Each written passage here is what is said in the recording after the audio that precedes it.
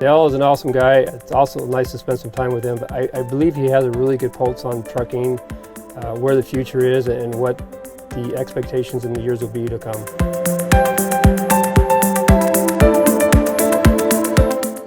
You're working for a company that will work with you to meet your needs. It's better to work for a company that's sitting there working with you as a team. It's definitely a partnership. It's teamwork all the way around. You know, without the resources of the shop, dispatchers, safety coordinators, you know, and planners, it's difficult to do it on your own.